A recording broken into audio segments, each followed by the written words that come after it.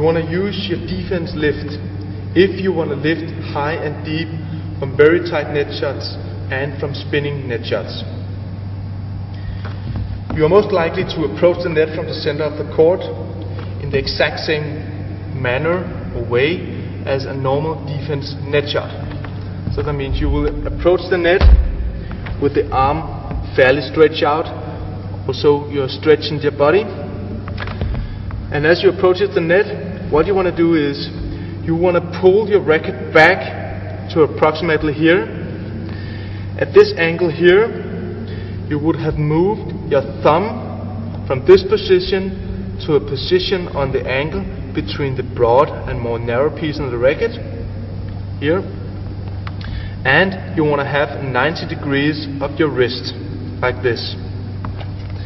At the same time, you want to start a pulling motion in your shoulder like this, pulling your elbow upwards like this.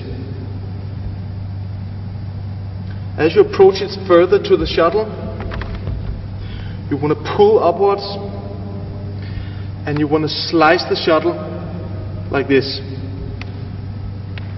and have an end position like this. At the very last bit, just where you hit the shuttle, you will also push with your thumb on the angle of the grip. So to summarize, you will make a pulling action by your shoulder that pulls your elbow up. You have your wrist at a 90-degree angle with your thumb on the angle between the broad and narrow piece, and you will pull upwards, and in the end you will also push by your thumb. It's almost like a squash or tennis-like action, and it is quite different from a normal net lob where you more kind of push with your thumb and only use your fingers and wrist. So here it's a very big movement where you use both your shoulder, elbow, and in the end, of course, also the thumb. A good advice on this stroke is that you should aim for a coarse diagonal corner.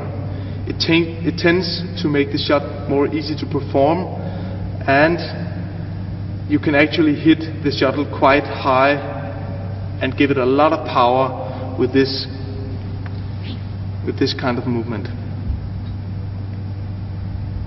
Similar to the backhand side, you want to use your forehand defense lob when you want to lift from a tight net shot or spinning net shot, and you want to lift it high and deep into the court. So as you approach the net from the center of the court, you will have your arm fairly stretched out as you normally do.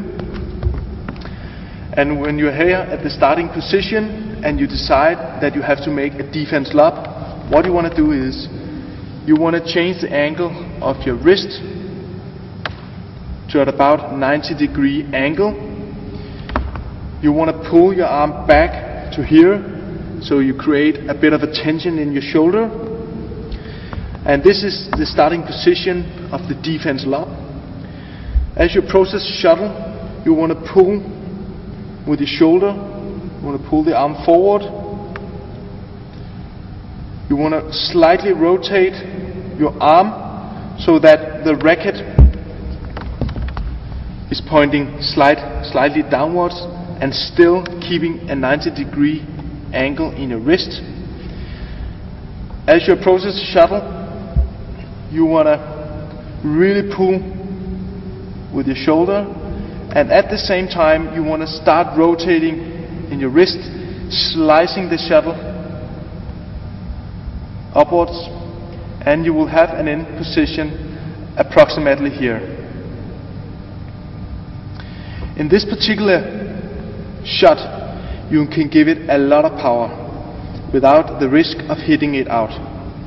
Also, it's a help to hit for the diagonal deep corner, as this also reduces the